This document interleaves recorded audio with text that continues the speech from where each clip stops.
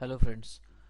JavaScript interview series में आज हम लोग एक टॉपिक डिस्कस करेंगे जो अक्सर इंटरव्यू में पूछ लिया जाता है। जैसे उनमें से एक क्वेश्चन है, what is recursion in JavaScript. Recursion क्या होता है जावास्क्रिप्ट में, इस टॉपिक को हम लोग रिकर्शन को डिस्कस करेंगे और उसको प्रैक्टिकली भी करके देखेंगे। देखिए रिकर्शन क्या होता है। रिकर्शन के बारे में अगर आप यहाँ पर पढ़ें तो recursion is a technique for iterating over n operations by having a function call itself repeatedly until it arrives at a result। Simple भाषा में मैं आपको बताता हूँ कि रिकर्शन जो है, मैं यहाँ केवल जावास्क्रिप्ट की बात ही नहीं है। रिकर्शन एक ऐसा पॉइंट टॉपिक है जिसका मतलब ही यही होता है कि जब हम कोई ऐसा प्रोसेस करें या जब हम कोई ऐसा कोड करें या यहाँ कहीं भी ऐसा कोई लॉजिक लिखा हो जहाँ पर जब कोई फंक्शन डिक्लेयर किया गया हो, डिफाइन किया गया हो किसी एक पर्टिकुलर ऑपरेशन को परफॉर्म करने के लिए, और उसके अंदर ही ऐसा लूप लगाया जाए कि वो फंक्शन खुद को ही अगेन एंड अगेन कॉल करे जब तक कि एक पर्टिकुलर रिजल्ट ना मिल जाए। until it arrives at a result मतलब जब कोई एक फंक्शन अपने ही फंक्शन को बार बार कॉल करता है, जब कोई फंक्शन अपने ही फंक्शन को बार बार कॉल करता है एक पर्टिकुलर रिजल्ट तक पहुंचने के लिए, तो उस टेक्निक को हम लोग कहते हैं रिकर्शन। आइए इसको प्रैक्टिकली करके देखते हैं। मैं आपको प्रैक्टिकल दिखाने के लिए विजुअल स्टूडियो का इस्तेमाल कर रहा हूँ। यहाँ पर मैंने सिंपल क्या किया हुआ है कि आप यहाँ पर आप कोई भी सोल्यूशन क्रिएट कर लीजिए, फाइल पे जा करके न्यू प्रोजेक्ट, और प्रोजेक्ट पे क्लिक करने के बाद आप कोई भी एक सिंपल सा वेब एप्लीकेशन यहाँ पर बना लीजिए। ASP.NET वेब एप्लीकेशन नाम दे दीजिए और नाम देने के बाद ओके करके आप यहाँ पर MVC लेकर के उस फॉर्म को क्रिएट कर लीजिए। तो यहाँ पर इस तरीके से आप फॉर्म को क्रिएट कर सकते हैं। और सिंपल सा यहाँ पर आने के बाद आप सोल्यूशन एक्सप्लोरर में जब आप आएंगे तो जैसे मान लीजिए मैं क्या करता हूँ, आपको कोई मैं पहले से बना हुआ कोई खोल लेता हूँ पर्टिकुलर। तो इसमें सिंपल आपको आना है, जैसे ही ये खुलेगा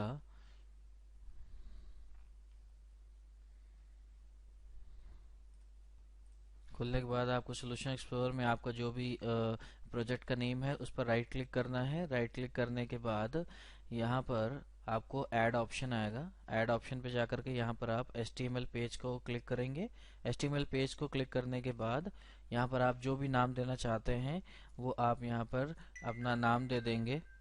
और नाम देने के बाद चाहे आप इसके बाद डॉट एच लगाएं और चाहे डॉट एच ना लगाएं, आप इसको ओके कर देंगे तो आपका पेज बन के तैयार हो जाएगा। तो मान लीजिए यहाँ पर मैं डाल देता हूँ कि JS रिकर्शन रिकर्शन, और इस तरीके से आप इसको ओके कर सकते हैं। जैसे ही आप ओके करेंगे आपके सामने एक HTML की बॉडी पूरी बन के तैयार हो जाएगी और यहाँ पर हम लोग कोड कर सकते हैं। दूसरी बात यह है कि अगर आपके पास विजुअल स्टूडियो नहीं है तो आप कोई भी टेक्स्ट एडिटर इस्तेमाल कर सकते हैं। आप एटम इस्तेमाल कर सकते हैं, आप विजुअल कोड इस्तेमाल कर सकते हैं, या अगर कुछ भी नहीं है बिल्कुल भी, तो आप सिंपल नोटपैड खोलिए अपने सिस्टम पर। नोटपैड में आप जो एक HTML का बेसिक बॉडी होता है वो आप तैयार कर लीजिए। HTML हेड को स्टार्ट करिए, हेड को क्लोज कर दीजिए और उसके बाद फिर बॉडी को स्टार्ट करिए। और प्रैक्टिस करने के लिए आप इतना कर सकते हैं, यहाँ पर फिर उसके बाद HTML को क्लोज कर दीजिए और क्लोज करने के बाद यहाँ पर आपकी अगर इच्छा है तो आप टाइटल दीजिए, नहीं अगर आप देना चाहते हैं तो यहाँ पे टाइटल मत दीजिए। ठीक है, तो जो कोड मैं यहाँ पर करूँगा वो सिंपल आप नोटपैड में भी टाइप कर सकते हैं। और नोटपैड में टाइप करने के बाद बस आपको क्या ध्यान देना है कि सेव करते समय इसको HTML फॉर्मेट में सेव करना है। देखिए मैं भी आपको करके बताऊंगा। अभी मैं इसको डिलीट कर देता हूँ। अब देखिए कैसे चेक करना है हम लोग रिकर्शन फंक्शन कैसे चेक करते हैं, रिकर्सिव कैसे प्रोसेस होता है। रिकर्शन फंक्शन मतलब खुद को बार बार कैसे कॉल करता है ये देखते हैं। उससे सिंपल आप क्या करते हैं, हम लोग यहाँ पर चूंकि स्क्रिप्ट कोड करने जा रहे हैं तो हम यहाँ पर स्क्रिप्ट टैग लगाएंगे, बॉडी के अंदर लगाएंगे, आप हेड के अंदर भी लगा सकते हैं। आप बॉडी के अंदर लगाएंगे तो बेहतर रहेगा। फिर उसके बाद हम लोग कोड करते हैं एग्जाम्पल के तौर पर। जैसे मान लीजिए मैंने नाम दिया गेट पावर रिजल्ट और यहाँ पर मैं दो पैरामीटर लूँगा। एक पैरामीटर वो है जो नंबर है और दूसरा है वो पैरामीटर जिस नंबर की जितनी पावर हमें निकालनी है। तो उसके लिए हम सिंपल क्या करेंगे, यहाँ पर एक लॉजिक लगा रहे हैं, लिख रहे हैं एफ, फंक्शन की बॉडी डिफाइन कर रहे हैं कि अगर जो पावर है, अगर वो किसी ने एक डाली है, मतलब वन अगर इनपुट करा है, केवल डायरेक्टली वन ही इनपुट किया है, तो सिंपल जो हमारा नंबर है हम वही रिटर्न कर देंगे। मतलब इसका ये हुआ कि हमारा मान लीजिए 5 टू द पावर 1 हुआ, तो 5 टू द पावर 1 का जो रिजल्ट होगा वो 5 ही आएगा। तो जो नंबर होगा हम वही रिटर्न कर देंगे। और नहीं तो अगर वो कुछ और इनपुट रिटर्न करता है, पावर इनपुट करता है, तो हम क्या करेंगे, फिर यहाँ पर लॉजिक लगाते हैं, रिटर्न क्या करना है, नंबर को मल्टीप्लाई करते हैं। वापस से यहीं पर देखिए हम लॉजिक लगा रहे हैं, हम इसी फंक्शन को दोबारा कॉल करेंगे, गेट पावर रिजल्ट, यही जो हमने यहाँ डिफाइन किया है वही हम इसी फंक्शन को, अब ये फंक्शन खुद को ही यहाँ पर कॉल करेगा।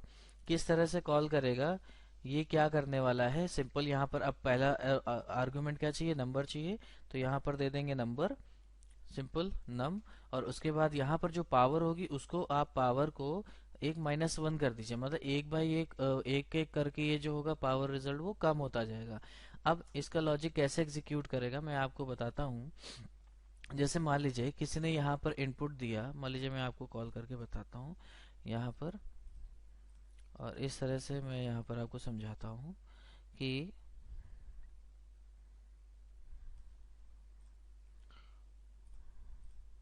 मान लीजिए यहाँ पर हुआ किसी ने इस तरह से फंक्शन कॉल किया और उसके बाद फंक्शन को यहाँ पर उसने दे दिया 2 की पावर 3, मान लीजिए ऐसे, तो इसको जो रिजल्ट आना चाहिए वो आना चाहिए 2 multiplied by 2 multiplied by 2 means 8 आना चाहिए, मतलब वो कुछ इस तरह से आना चाहिए, इक्वल टू 8 ऐसे आना चाहिए। अब देखिए ये फंक्शन काम कैसे करेगा, इफ वाला लॉजिक तो तब काम करेगा जब पावर की वैल्यू 1 हो जाएगी।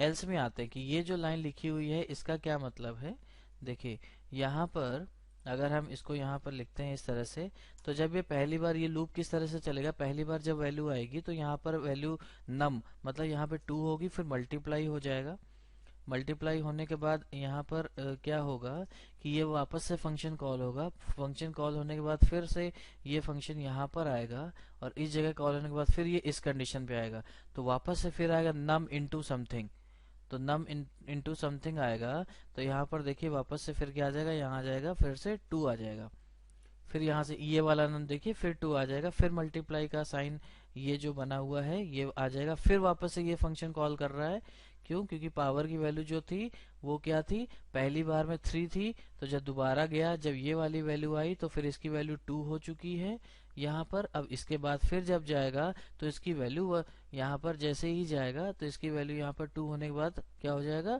1 हो जाएगी। तो जैसे ही यहाँ पर आएगा तो पहले 3 फिर 2 फिर 1, तो यहाँ पर थर्ड कंडीशन के लिए तो फिर 2 आएगा, और 2 होने के बाद जैसे ही वापस से ये इधर जाएगा यहाँ पर तो पावर की कंडीशन जो हो जाएगी 1 हो जाएगी और नंबर वापस से यहाँ रिटर्न हो जाएगा। तो 3 2 1, मतलब पहली वो कंडीशन में 2 रिटर्न किया, दूसरी कंडीशन में 2 रिटर्न किया, फिर तीसरी कंडीशन में 1 हो गया और 1 यहाँ पे कंडीशन होकर के रिटर्न कर दिया नम। तो कुल मिला के ये पूरा एक्सप्रेशन ऐसे यहाँ पर बनेगा और यहाँ पर फाइनली रिजल्ट जो आ जाएगा वो 8 आ जाएगा। तो यहाँ पर क्या किया गया है, यहाँ पर ये किया गया है कि उसी फंक्शन को, इस फंक्शन को ही इस फंक्शन के अपने ही अंदर इसको कॉल करा करके एक सिंपल सा लॉजिक लगाया गया जिसमें पावर को कम किया गया। इसी तरीके से आप दूसरे भी प्रोग्राम कर सकते हैं जिसमें ये फंक्शन अपने को ही कॉल कर रहा है और अपने को ही कॉल करने पर ये रिजल्ट को कैलकुलेट कर देता है, और कैलकुलेट करने के बाद यहाँ पावर कम होती चली जाती है, जैसे ही 1 होता है वहां से नंबर ये रिटर्न कर देता है। तो इस तरह से ये रिकर्सिव फंक्शन जो होता है वो काम करता है। इसी तरीके से आप अदर प्रोग्राम्स भी बना सकते हैं, जैसे नंबर का फैक्टोरियल निकालना। अब अगर आप इसका आउटपुट देखना चाहते हैं तो चाहे आप अलर्ट बॉक्स लगा लें या कंसोल कर लें, तो मैं कंसोल डॉट लॉग कर लेता हूँ और यहाँ पर हम लोग क्या करते हैं, हम इस फंक्शन को कॉल कर लेते हैं। जैसे मान लीजिए कुछ आप टेक्स्ट देना चाहते हैं तो रिजल्ट लिख सकते हैं, रिजल्ट, उसके बाद आप यहाँ पर कॉल कर सकते हैं। जैसे मान लीजिए मैं कॉल करता हूँ ये गेट पावर रिजल्ट फंक्शन, तो यहाँ पर get power result function call करते हैं और यहाँ पर जैसे हम लोगों ने एग्जांपल लिया था 2, 3 का, तो हमारा रिजल्ट जो है वो 8 आना चाहिए। आप इसको कंट्रोल एस से सेव करिए, राइट क्लिक करके वीव इन ब्राउज़र कर दीजिए। वीव इन ब्राउज़र जैसे ही आप इसको करेंगे तो आपको ये ब्राउज़र में खुल जाएगा। और जैसे ही ये ब्राउज़र में खुलेगा, खुलते ही तुरंत ही ये कैलकुलेट हो जाएगा और ये कंसोल में हमको दिखाई पड़ेगा। इसको कैसे देखते हैं ये हम लोग देखते हैं ब्राउज़र में। जैसे ही ब्राउज़र में खुलेगा तो अभी देखिए यहाँ पर आपको कोई भी आउटपुट नहीं दिख रहा है। आपको राइट क्लिक करना है, राइट क्लिक करने के बाद इंस्पेक्ट पे जाना है। इंस्पेक्ट पे जैसे ही आप क्लिक करेंगे तो यहाँ पर कंसोल का टैब दिख रहा है आपको इस जगह पर। यहाँ पर आकर के देखिए रिजल्ट दिख रहा है 8। हमने यहाँ पर लिखा था ये टेक्स्ट, वो टेक्स्ट आ रहा है, उसके बाद ये 2 की पावर 3 का जो था वो रिजल्ट ऐसे आ रहा है। अब देखिए मैं आपको बता देता हूँ कि बाई चांस आपके पास ये विजुअल स्टूडियो नहीं है, विजुअल स्टूडियो कोड नहीं है, एटम नहीं है, कोई सबलाइम नहीं है, कोई भी टेक्स्ट एडिटर नहीं है, तो सिंपल आपको क्या करना है, आपको एक ऐसी ही बॉडी बनानी है, मतलब इस तरीके से ही इतना टाइप करना है आपको। और आपको खोलना है अपना नोटपैड। नोटपैड में इसको लिखिए, ये इस तरह से टाइप कर लीजिए। टाइप करने के बाद में फाइल पे जाइए, सेव एज कर दीजिए। मान लीजिए मैं फॉर एग्जांपल इसको सी ड्राइव में सेव कर देता हूँ, या मैं ई ड्राइव में कहीं पर भी सेव कर देता हूँ जहाँ मैं चाहूँ। तो इसको मैं एग्जांपल दे देता हूँ E1 और .html लगाना मत भूलिएगा, या तो फिर इधर ये txt फाइल नहीं तो ले लेगा, तो इसको आप E1 के पहले डबल कोट्स लगा दीजिएगा और बाद में .html के बाद डबल कोट्स लगा दीजिएगा, तो ये पूरी तरीके से प्रॉपरली इसको HTML में कन्वर्ट कर देगा। तो E1 हमने ई ड्राइव के अंदर सेव कर दिया, इसको सेव कर लिया। तो आप सिंपल आपने नोटपैड में सेव किया, फिर आप अपना ब्राउज़र खोलिए। ब्राउज़र खोलने के बाद उसका जो URL है उसके अंदर सिंपल लिखिए ई ड्राइव स्लैश, और हमारी इसका नाम था E1.html। एंटर की को प्रेस करिए तो आपका पेज खुल जाएगा। अब राइट क्लिक करिए, इंस्पेक्ट पे जाइए और यहाँ पर कंसोल पे आप देखेंगे तो आपका कोड रन कर रहा है। तो इस तरीके से आपके पास अगर कोई एडिटर नहीं तो तब भी परेशान मत हो, बस आपको ये ध्यान रखना है कि किस तरीके से कहाँ टैग खुला बंद है। तो फाइनली हम अपने पॉइंट पे आते हैं कि हमारा जो क्वेश्चन था वो क्वेश्चन ये था कि रिकर्शन जावास्क्रिप्ट में क्या होता है। तो आपको ये बताना है कि रिकर्शन जो है वो एक ऐसी टेक्निक है जो अपने ही फंक्शन को खुद से बार बार कॉल करके इटरेट होता है। इटरेट का मतलब लूप चलाता है जब तक कि इसको कोई एक पर्टिकुलर रिजल्ट नहीं मिल जाता है। या आप इसको और आसान लैंग्वेज में समझाना चाहें तो आप ये कह सकते हैं कि रिकर्शन जो है वो एक ऐसा प्रोग्रामिंग का पैटर्न है जो किसी एक पर्टिकुलर टास्क को छोटे छोटे टास्क में ब्रेक करता है अपने ही टाइप का। मतलब कि ये एक जो बड़ा टास्क है उसको एक स्टेप बाय स्टेप करता है, लेकिन अपने ही तरीके से। अपने ही तरीके का मतलब जिस तरह का इसका फंक्शन जो लॉजिक है वो अपने ही लॉजिक को खुद को ही कॉल करके वो काम बार बार करता है। तो इस तरह से जो आपसे अगर पूछा जाता है उसमें कि जावास्क्रिप्ट में रिकर्शन क्या होता है तो आप बता सकते हैं सिंपल, रिकर्शन एक ऐसी टेक्निक है जिसके थ्रू आप किसी पर्टिकुलर ऑपरेशन को परफॉर्म करते हैं उसी फंक्शन को खुद से कॉल करा करके, जब तक कि रिजल्ट ना मिल जाए। तो इस क्वेश्चन का आंसर ये था। मिलते हैं हम लोग नेक्स्ट वीडियो में, नेक्स्ट क्वेश्चन में जावास्क्रिप्ट के। तब तक के लिए देखते रहिए, सीखते रहिए। Thank you. हेलो फ्रेंड्स, आज हम लोग जावास्क्रिप्ट इंटरव्यू क्वेश्चंस में दूसरा क्वेश्चन डिस्कस करेंगे। ये क्वेश्चन ये है, what is rest parameter in JavaScript. Means rest parameter Hindi में, रेस्ट पैरामीटर्स जावास्क्रिप्ट में क्या होते हैं। आइए देखते हैं। सबसे पहले एक प्रॉपर डेफिनेशन इसकी देखते हैं कि रेस्ट पैरामीटर एग्जैक्टली में क्या होते हैं। रेस्ट पैरामीटर की अगर हम डेफिनेशन देखना चाहें तो हम ये कह सकते हैं कि रेस्ट पैरामीटर्स की हेल्प से, with the help of rest parameter, a function can be called with any number of arguments। Means एक फंक्शन में कितने भी नंबर ऑफ आर्गुमेंट्स पास किए जा सकते हैं, कितने भी नंबर ऑफ आर्गुमेंट्स के साथ में आप फंक्शन को कॉल कर सकते हैं। इसको एक पहले एग्जांपल से समझते हैं। मैंने एक HTML पेज बनाया हुआ है विजुअल स्टूडियो में। आप इसको नॉर्मल नोटपैड में बना सकते हैं, आप किसी भी टेक्स्ट एडिटर में बना सकते हैं, विजुअल स्टूडियो कोड में बना सकते हैं, सबलाइम में, एटम में, या आप नॉर्मल ही एक नोटपैड फाइल खोलिए, सेव करिए उसके .html या .htm एक्सटेंशन के साथ में, और उसके बाद आप इस कोड को उसमें लिख सकते हैं। सिंपल आपको HTML की बॉडी तैयार करनी है और उसके बाद आप उसके अंदर स्क्रिप्ट टैग लिख करके ये कोडिंग स्टार्ट कर सकते हैं। तो मैं आपको इसके पहले बता दूं कि फंक्शन कॉलिंग जब जावा स्क्रिप्ट में होती है तो किस तरह से डिफाइन होता है। फंक्शन के लिए आपको लिखना होता है फंक्शन, और उसके बाद होता है फंक्शन का नाम। फंक्शन के नाम के बाद मैंने यहाँ पे एग्जांपल के तौर पे फन नाम लिया है, और उसके बाद यहाँ पर होते हैं उसके आर्ग्यूमेंट्स। मान लीजिए a कॉमा b लिख लेते हैं, और यहाँ पर मान लीजिए ये फंक्शन जो है वो सम रिटर्न करता है, तो यहाँ पे लिखा होगा रिटर्न, और उसके बाद a प्लस b यहाँ से रिटर्न कर दिया। अब मान लीजिए इस फंक्शन को अगर रिटर्न करते हैं तो इसको आउटपुट इसका कहाँ देखेंगे, कंसोल डॉट लॉग में इसका देख ले रहा हूँ आउटपुट। आप चाहें तो अलर्ट भी यूज कर सकते हैं, फन। उसके बाद यहाँ पे मैं आर्गुमेंट्स पास कर देता हूँ 2,3।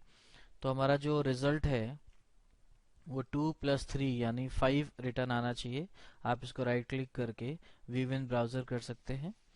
जैसे ही राइट क्लिक करके व्यू इन ब्राउजर आप करेंगे तो तुरंत ही इसको यहाँ पर राइट क्लिक करिए। राइट क्लिक करने के बाद इंस्पेक्ट पे आएंगे आप। इंस्पेक्ट में आने के बाद आप कंसोल पे जब क्लिक करेंगे तो कंसोल में आपको यहाँ पर सम दिखा रहा है 5। अगर आप देखें यहाँ पर 5 दिखा रहा है। तो इस तरह से अगर मान लीजिए आपको इसमें आर्ग्यूमेंट्स बढ़ाने हैं, तो आपको अगर आर्ग्यूमेंट्स यहाँ पे बढ़ाना है तो आपको काफ़ी चेंजेस करने पड़ेंगे। जैसे अगर मैं कहूँ कि आपको 4 आर्ग्यूमेंट्स को सम करना है, तो यहाँ पर आपको ए के बाद दूसरा नाम 2 आर्ग्यूमेंट्स और बढ़ाने पड़ेंगे। फिर यही आपको लॉजिक जो है वो चेंज करना पड़ेगा, नीचे a + b + c + d करना पड़ेगा, तब आपका रिजल्ट एक्यूरेट आएगा। ठीक, तो इसी तरीके से अगर अभी क्या है कि अभी ये जो पैटर्न है, इस पैटर्न के अकॉर्डिंग में आपका डिपेंडेंसी है कि अगर आपको नंबर ऑफ आर्ग्यूमेंट्स बढ़ाने हैं तो फिर आपको आर्ग्यूमेंट्स यहाँ पर जहाँ पर पास कर रहे हैं यहाँ पर भी बढ़ाना पड़ेगा, और जहाँ पर लॉजिक है वहाँ पर भी बढ़ाना पड़ेगा। तो इससे इस प्रॉब्लम को सॉल्व करने के लिए कि आप जितने चाहें उतने नंबर ऑफ आर्ग्यूमेंट्स को पास कर सकें, रेस्ट पैरामीटर को इंट्रोड्यूस किया गया है। अच्छा, मैं आपको यहीं पर एक इंटरव्यू का क्वेश्चन और आता है कि अगर मान लीजिए कि यहाँ पर ये रेस्ट पैरामीटर से रिलेटेड नहीं है, चूंकि अब दिमाग में है तो मैं आपको यहीं पर डिस्कस कर देता हूँ कि अगर मान लीजिए इस तरीके से कोई फंक्शन कॉल हुआ है, यहाँ पर 2 आर्ग्यूमेंट्स पास हुए हैं और यहाँ पर 2 आर्ग्यूमेंट्स को ही लॉजिक में यूज करा गया है। अगर हम यहाँ पर 2 से ज़्यादा आर्ग्यूमेंट पास कर देंगे तो क्या होगा। तो मैं आपको बता दूं फ्रेंड्स, क्वेश्चन वापस से रिपीट कर रहा हूं कि अगर जितने नंबर ऑफ आर्ग्यूमेंट्स की रिक्वायरमेंट है उतने नंबर ऑफ आर्ग्यूमेंट से ज़्यादा आर्ग्यूमेंट पास किए जाते हैं फंक्शन में, तो क्या होगा। क्या कोई एरर आएगी, अगर एरर आएगी तो क्या आएगी, अगर नहीं आएगी तो क्या होगा। तो मैं आपको बता दूं, जैसे यहाँ पर 2 आर्ग्यूमेंट्स हैं, यहाँ पर 1 2 3 4 आर्ग्यूमेंट्स पास कर दिए गए हैं, तो क्या होगा। तो सबसे पहली बात मैं आपको बता दूं कि जब कभी भी एक्सेसिव आर्ग्यूमेंट्स पास होते हैं, ज़्यादा आर्ग्यूमेंट्स पास होते हैं, तो कोई एरर नहीं आएगी आपको। पहले 2 आर्गुमेंट जो है वो यूज हो जाएंगे, बाकी के 2 आर्गुमेंट जो है वो यूज नहीं होंगे, इसको ये लीव कर देगा। आपको प्रूफ के तौर पे दिखाता हूँ, मैं इसको सेव कर देता हूँ। 4 आर्गुमेंट्स पास कर रहा हूँ, 2 की रिक्वायरमेंट है, और इसको ब्राउजर में हम लोग देखते हैं। यहाँ पर राइट क्लिक करके आप देखेंगे तो किसी भी प्रकार की कंसोल में यहाँ पर आने के बाद कोई एरर नहीं आ रही है आपका। और यहाँ पर देखिए 5 दिखा रहा है। 5 कैसे आ रहा है, यहाँ पर 2 और 3 को इसने ऐड किया है। अगर आप चेक करना चाहें तो यहाँ 4 कर दीजिए, तो अब ये इसको 6 दिखाएगा। कंट्रोल एस करके सेव करिए, उसके बाद पेज को रिफ्रेश कर दीजिए, तो यहाँ पर देखिए 6 आ गया। तो ये एक इंटरव्यू क्वेश्चन था, बीच में पूछ लेते हैं वो लोग, अगर एक्सेसिव आर्गुमेंट्स हो तो फिर क्या ये एरर देगा या नहीं। खैर, हम लोग अपने पॉइंट पे आते हैं कि रेस्ट पैरामीटर क्या होते हैं। रेस्ट पैरामीटर में मैंने बताया कि अगर हमारी ऐसी रिक्वायरमेंट है कि हमें नहीं पता है कि नंबर ऑफ आर्गुमेंट्स कितने आ जाएंगे और उसके अकॉर्डिंग में हमें रिजल्ट या अपना लॉजिक लगाना है, तो हम उसके लिए रेस्ट पैरामीटर का यूज करते हैं। अब ऐसा एग्जाम्पल कहाँ है जहां पर हम लोग नंबर ऑफ आर्गुमेंट्स की कोई लिमिट नहीं होती, या नंबर ऑफ आर्गुमेंट्स कितने भी आ सकते हैं। देखिए, आपको मैं बताऊं, एक फंक्शन होता है मैक्स फंक्शन। मैं इसको डिलीट कर देता हूं ताकि आपको कंफ्यूजन ना हो। एक मैक्स फंक्शन होता है, जो फंक्शन क्या करता है, वो फंक्शन आप जितने नंबर ऑफ वैल्यूज देते हैं उनमें से सबसे बड़ी वैल्यू रिटर्न करता है। देखिए, सिंपल उसको यूज करने के लिए मैथ डॉट मैक्स लिखते हैं, उसके बाद आप यहाँ पर नंबर ऑफ आर्गुमेंट जितने चाहें उतने पास कर सकते हैं। जैसे 1 1,2,3,4,5। तो अब इसमें से क्या करेगा, इन 1 2 3 4 5 5 वैल्यूज पास हुई हैं, 5 में से जो सबसे बड़ी वैल्यू होगी वो रिटर्न करके ये मेथड आपको मैक्स फंक्शन जो होता है वो रिटर्न करेगा आपको। देखिए मैं इसको सेव करता हूँ और इसको जा करके रिफ्रेश करते हैं हम लोग ब्राउजर में, तो देखिए यहाँ पर 5 रिटर्न करके आया। ठीक, अब ऐसा ही अगर हमें, ये तो हमारा इसका जो है लाइब्रेरी का फंक्शन है, जावास्क्रिप्ट का फंक्शन है। अगर हमें ऐसा अपना खुद का फंक्शन बनाना है जिसमें कितने भी नंबर ऑफ आर्गुमेंट्स पास किए जा सकते हैं, तो इसमें हमारा रेस्ट पैरामीटर जो होता है वो हेल्पफुल होता है। जैसे मान लीजिए हमें ऐसा एक सम करने का फंक्शन बनाना है जिसमें आप जितने आर्गुमेंट चाहे पास कर दें और उसका टोटल निकल के बाहर आ जाएगा। तो उसके लिए हम लोग रेस्ट पैरामीटर कैसे यूज करते हैं, सबसे पहले फंक्शन डिक्लेयर करने के लिए फंक्शन का नाम, और उसके बाद आप इसका कोई भी नाम रख सकते हैं, मान लीजिए मैं फन रख देता हूँ। और उसके बाद यहाँ पर ब्रैकेट ओपन क्लोज। यहाँ पर रेस्ट पैरामीटर को सबसे पहले कंडीशन में आपको बता दूं, रेस्ट पैरामीटर को पहचानने के लिए 3 डॉट लगते हैं। 3 डॉट याद रखिएगा, 3 डॉट 1 2 3, और उसके बाद कोई भी नाम जो आप नाम देना चाहें, जो जैसे आइडेंटिफायर देते हैं, जैसे आप वेरिएबल्स का नाम देते हैं वैसे ही आप सिंपल यहाँ पर नाम देंगे। मान लीजिए मैंने x दे दिया, तो एग्जैक्टली में ये क्या है, ये x जो है वो अब एक कोई सिंगल पैरामीटर जो है, ये कोई एक सिंगल वैल्यू नहीं लेगा, ये एक एरे है। ये एक एरे है जो कि आप जितने भी यहाँ से वैल्यू या आर्गुमेंट पास होंगे उन आर्गुमेंट्स को ये x नाम के एरे में डाल देगा, ये एक एरे बन जाता है। अब इसमें हम अपना लॉजिक लगा सकते हैं, नॉर्मल जो हमारा लॉजिक है। जैसे मान लीजिए मैं यहाँ एक वेरिएबल डिक्लेयर कर देता हूँ, लेट कीवर्ड का यूज कर रहा हूँ। आप where कीवर्ड का भी यूज कर सकते हैं। आपको मैं अगले नेक्स्ट कमिंग वीडियोस में एक बनाऊंगा वीडियो जिसमें आपको लेट और where में डिफरेंस बताऊंगा। फिलहाल के लिए आप ये समझिए कि मैं यहाँ वेरिएबल डिक्लेयर कर रहा हूँ, आप यहाँ पे लेट भी यूज कर सकते हैं, आप यहाँ पर where भी यूज कर सकते हैं। उसके बाद मैं एक फॉर लूप लगाऊंगा। फॉर लूप लगाने के लिए मैं फॉर लूप जो लगाने जा रहा हूँ वो लगाऊंगा x के लिए, क्योंकि x जो है वो एक हमारे लिए एरे है। यहाँ पे लिखेंगे हम लेट एक कोई भी एक वेरिएबल, जो वेरिएबल आप देना चाहें, किसके लिए, ऑफ करके x। तो इसमें क्या होगा कि x के अंदर ये लूप थ्रू करेगा, मतलब इसमें x ये उसमें इटरेशन करेगा, 1 बाय 1 चलेगा साइक्लिंग में। और हम इसके बाद क्या करेंगे, हम जो वेरिएबल हमने डिक्लेयर किया है सम, उसको हम sum is equal to sum plus, और जो i की वैल्यू है वो हम यहाँ पे लिख देंगे। ठीक है, और उसके बाद जो भी हमारा रिजल्ट आएगा वो सम में सेव हो जाएगा। उसके बाद हम यहाँ लूप से बाहर रिटर्न कर देंगे सम को। देखिए मैं आपको बात बता दूं, यहाँ पर इस चीज को हम एक छोटे रूप में भी लिख सकते हैं, आप इसी चीज को आप एक दूसरी तरीके से भी लिख सकते हैं। यहाँ पर सम प्लस इक्वल टू आई, ये दोनों एक ही बात है। ये जो रेगुलर आप प्रोग्रामर हैं आपको ये बात पता होगी। तो इस तरीके से हमने क्या किया, सिंपल ये जो 3 डॉट के बाद पैरामीटर लिखा हुआ ये है हमारा रेस्ट पैरामीटर, इसको हम लोग कहते हैं रेस्ट पैरामीटर। अब देखिए, अब यहाँ पर हम कितना भी पैरामीटर पास करेंगे ऑटोमेटिक इसको x में जाकर के, x जो एरे है उसमें जाकर के इंसर्ट कर देगा, और फिर ये लूप के थ्रू वैल्यू कैलकुलेट हो जाएगी। देखिए हम चेक करते हैं, पहले हम क्या करते हैं, कंसोल डॉट लॉग, यहाँ पर पहले हम क्या करते हैं, दो वैल्यूज पास करते हैं 2,3। तो यहाँ पर हमारा जो सम है वो आना चाहिए 5, 2 + 3 5। तो यहाँ पर आकर के 5 प्रेस करते हैं तो देखिए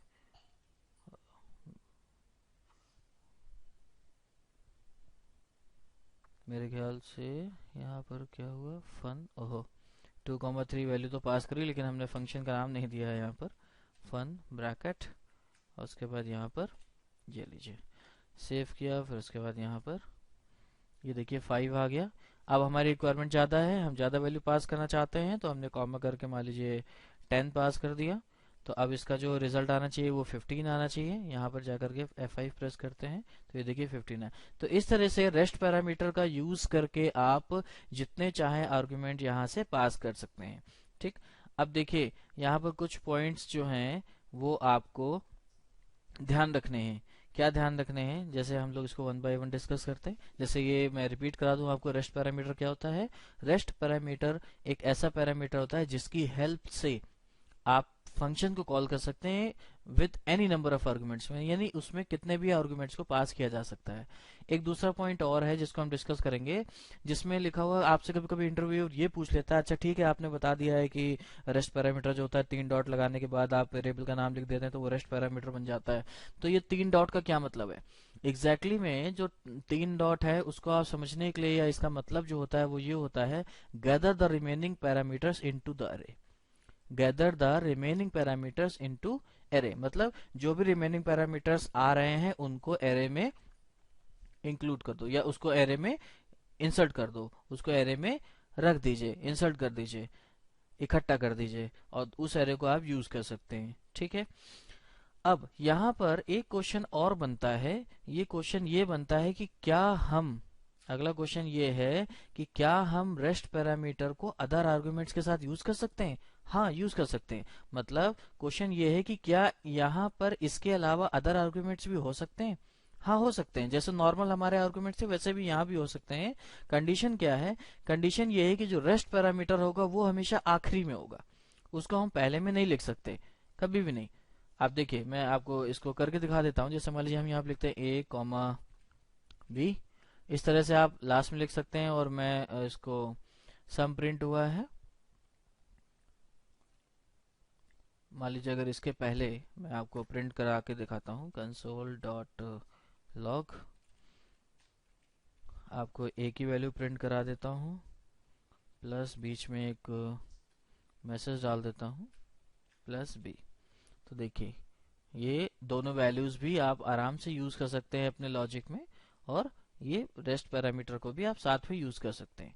देखिए अब मैं अगर यहाँ पर कॉल करूँ तो 2 3 जो होगा इस बार ए और बी की वैल्यू हो जाएगा, और 10 2 कर देता हूँ तो ये 12 जो रिजल्ट है वो अलग आएगा। देखिए मैं सेव करके इसको F5 करता हूँ, तो ये देखिए 2 और 3 जो है वो एक अलग प्रिंट हुआ है कंसोल डॉट लॉग, ये वाला पोर्शन है जो हमने ये लिखा हुआ है, और उसके बाद ये जो 12 आ रहा है वो ये नेक्स्ट इससे आ रहा है।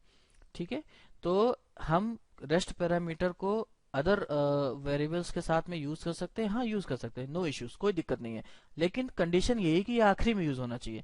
देखिए क्या ये बात सही है, मैं आपको करके दिखाता हूँ। बाई चांस मैं इसको क्या करता हूँ, बीच में कर देता हूँ, फिर यहाँ पे लिखता हूँ बी। अब उसके बाद अगर ये इस तरह से यूज हुआ है तो देखिए यहीं पर ही रिजल्ट दिखा रहा है, रेड कलर से स्विगी आ रही है, अंडरलाइन आ रही है, जहां पे लिखा हुआ है the rest parameter must be the last parameter in the formal list. आप अगर इसको फोर्सफुली रन भी कराने की कोशिश करेंगे, बाई चांस आप अगर इसको फोर्सफुली रन कराते भी हैं यहाँ पर, तो जैसे ही आप फोर्सफुली रन कराएंगे देखिए यहाँ पर एरर आ रही है, rest parameter must be last formal parameter. क्योंकि अगर आप इस डिफिनीशन को ध्यान दें, यहाँ पर हमने पहले डिस्कस किया था कि डॉट का मीन्स क्या है, इसका मतलब ये gather the remaining parameters into an array, मतलब जितने भी बचे हुए पैरामीटर हैं उन सबको एक एरे में रख दो। तो अब यहाँ पर बचे हुए वाला काम ही खत्म हो गया, क्यों, क्योंकि अभी एक बचा हुआ है यहाँ पर, मतलब बचे हुए के अलावा तो ये हुआ कि भाई पहले जो होता है हो जाए, जो पैरामीटर थे वो बने रहे, उसके बाद जितने भी बचे उसको एक्स एरे में डाल दो। लेकिन अब ये तो लास्ट तो बचा नहीं, अभी एक और आ गया, तो ऐसा हो नहीं सकता, फिर वो रूल जो है वो रूल डिस्टर्ब हो रहा है। इस वजह से जो रेस्ट पैरामीटर है वो हमेशा आखिरी में ही होना चाहिए। तो ये कुछ चीजें हैं आपको रेस्ट पैरामीटर के बारे में ध्यान रखनी है कि क्या मतलब होता है इसका। तो रेस्ट पैरामीटर के बारे में इतना ही था। मैं आपको वापस से रिपीट करा दूं कि आपसे अगर इंटरव्यूअर पूछता है कि रेस्ट पैरामीटर क्या होता है, तो आपको सिंपल ये बताना है कि जब हमारी कोई नीड ऐसी है जिसमें नंबर ऑफ आर्ग्यूमेंट्स की लिमिट नहीं है, वो कितने भी हो सकते हैं, एन नंबर ऑफ आर्ग्यूमेंट्स हो सकते हैं, और आपको ऐसा कोई फंक्शन बनाना है जैसा कि मैक्स फंक्शन होता है, तो फिर आप रेस्ट पैरामीटर का यूज कर सकते हैं। ये एक तरीके से एरे की तरह काम करता है। फिलहाल इस वीडियो में इतना ही। नेक्स्ट वीडियो में हम लोग अगला इंटरव्यू क्वेश्चन डिस्कस करेंगे जावास्क्रिप्ट से रिलेटेड। तब तक के लिए पढ़ते रहिए, सीखते रहिए। Thank you. हेलो फ्रेंड्स, आज हम लोग जावास्क्रिप्ट इंटरव्यू क्वेश्चन की सीरीज में तीसरा क्वेश्चन डिस्कस करेंगे, जो कि क्वेश्चन है what is the difference between var, let and const keyword in JavaScript. Hindi में अगर मैं इस क्वेश्चन को कहूँ तो जावा स्क्रिप्ट में वेर, लेट और CONST यानी कॉन्स्ट कीवर्ड का क्या डिफरेंस होता है, इन सब में कहाँ पर यूज़ करते हैं और इनका क्या यूज़ होता है। तो सबसे पहले मैं आपको थोड़ा सा पॉइंट वाइज थ्योरेटिकल वे में दिखा दूं। तो अगर मैं इनके डिफरेंस के बारे में बात कहूँ तो आप बहुत ही सिंपली वे में समझा सकते हैं कि सबसे पहले तो बात यह है कि where और let दोनों ही जो कीवर्ड हैं, ये दोनों ही कीवर्ड वेरिएबल को डिक्लेयर करने का काम करते हैं। मतलब variable as a variable use होता है ये where एंड let दोनों। where के थ्रू भी आप वेरिएबल डिक्लेयर कर सकते हैं और let के थ्रू भी आप वेरिएबल को डिक्लेयर कर सकते हैं। बस अंतर क्या होता है, where जो होता है वह फंक्शन स्कोप्ड होता है। फंक्शन स्कोप्ड का मतलब होता है कि आसान भाषा में कहूँ तो किसी फंक्शन के अंदर आप where को कहीं भी डिक्लेयर करें और कहीं भी यूज कर सकते हैं, लेकिन उस फंक्शन से बाहर आप where कीवर्ड के द्वारा डिक्लेयर किया गया वेरिएबल को यूज नहीं कर सकते। लेकिन let की अगर बात करें तो let is blocked scope. Blocked scope का मतलब है कि let जिस ब्लॉक के अंदर होगा, मतलब करली ब्रेसेस के ब्लॉक का मतलब यहाँ पर यह है कि जहां से करली ब्रेसेस स्टार्ट हो और एंड हो, करली ब्रेस के अंदर जहां कहीं भी let का यूज किया गया वहां आप उसको यूज कर सकते हैं, लेकिन उससे बाहर आप यूज नहीं कर सकते। मतलब किसी पर्टिकुलर ब्लॉक के स्कोप के अंदर ही आप let के द्वारा क्रिएट किया गया वेरिएबल यूज कर सकते हैं, उसके बाहर यूज नहीं कर सकते। अब बात आती है कॉन्स्ट कीवर्ड की। तो जो कॉन्स्ट कीवर्ड होता है वो बिल्कुल लेट और वेर के तरीके ही काम करता है, मतलब वेरिएबल डिक्लेयर करने का ही काम करता है। बस फर्क इतना है कि CONST यानी कॉन्स्ट कीवर्ड के थ्रू जो हम वेरिएबल डिक्लेयर करते हैं उसको हम कोई नई वैल्यू रीअसाइन नहीं कर सकते। मतलब at the time of declaration हमें उसी समय पर तुरंत इसको एक वैल्यू देनी होती है, और जो हम वैल्यू दे देते हैं वही value through out the execution use होती है। आप उसके बाद चाहें कि आप उसकी वैल्यू को रीअसाइन कर दें, चेंज कर दें, बदल दें, तो वो आप नहीं कर सकते, तुरंत ही आपको ये एरर दे देगा। इवन आप जब टाइप करेंगे तभी सिंटेक्चुअल एरर दे देगा। अगर आप कोई टेक्स्ट एडिटर यूज कर रहे हैं तो, नोटपैड अगर यूज कर रहे हैं तब तो नहीं देगा, लेकिन आप अगर टेक्स्ट एडिटर यूज कर रहे हैं, जैसे मैं विजुअल स्टूडियो यूज कर रहा हूँ, तो उसमें आपको तुरंत ही बता देगा। चलिए अब इसको वन बाय वन आपको मैं प्रैक्टिकली करके बताता हूँ कि where जैसे लिखा हुआ है कि let is blocked scope। तो सबसे पहले मैं आपको let दिखाता हूँ, फिर उसके बाद आपको where दिखाता हूँ, फिर CONST दिखाता हूँ। चलिए, तो इसके लिए मैंने एक HTML पेज खोल रखा है विजुअल स्टूडियो में, और यहाँ पर मैं क्या करूँगा, सबसे पहले आपको let का यूज बताता हूँ।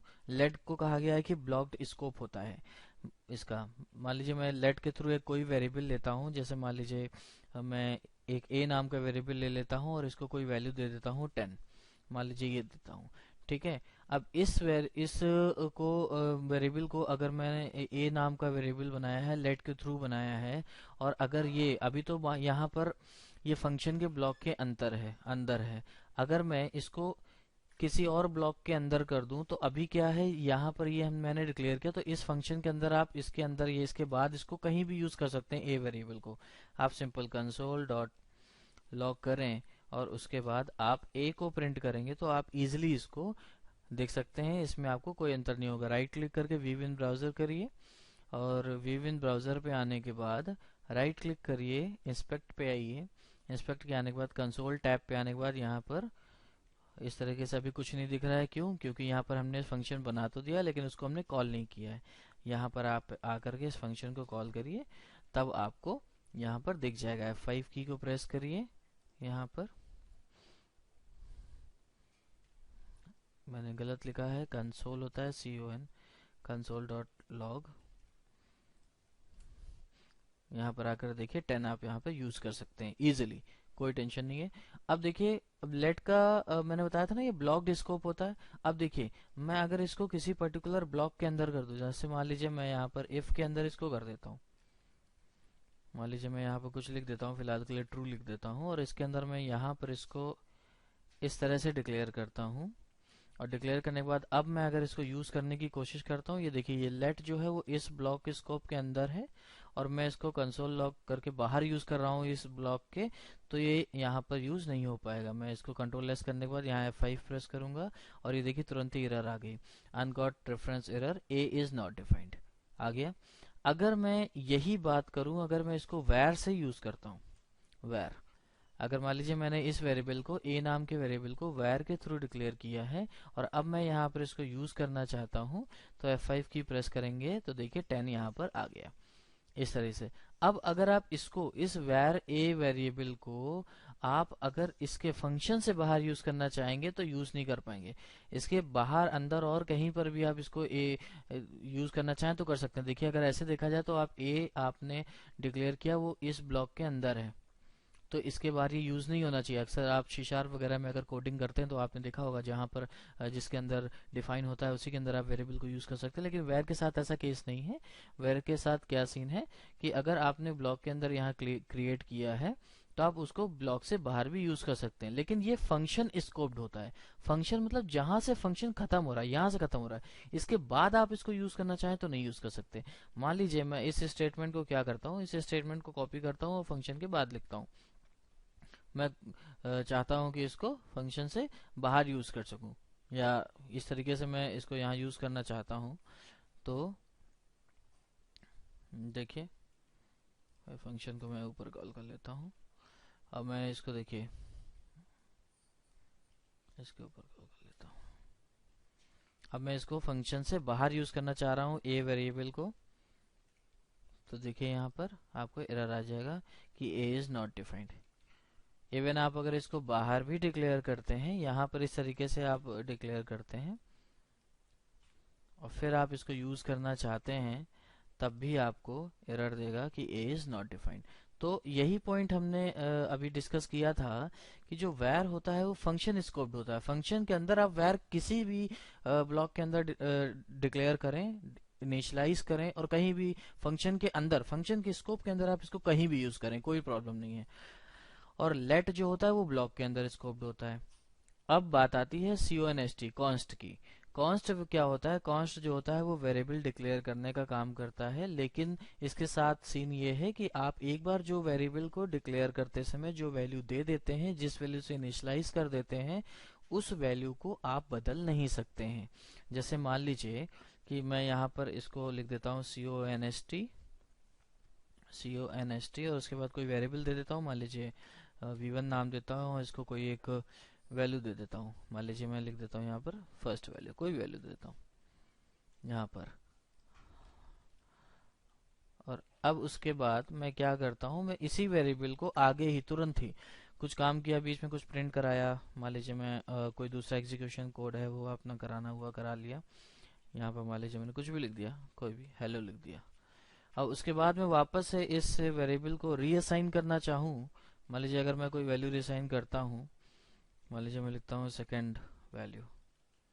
तो पहली बात तो देखिए, जब आप अगर किसी टेक्स्ट एडिटर को यूज करेंगे तो आपको यहीं पर तुरंत ही दिखा रहा है असाइनमेंट टू कॉन्स्ट में वेरिएबल आ रहा है, मतलब इसमें एरर आ रही है, रेड कलर की स्विगी लाइन आ रही है। तो इसका मतलब ये है कि यहाँ पर एरर है।